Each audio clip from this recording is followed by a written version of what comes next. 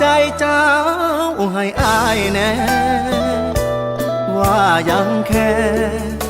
ยังเหลือฮักอยู่แค่ไหนกับเขาคนนั้น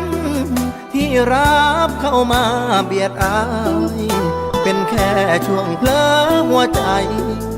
หรือคิดมากไปกว่านั้น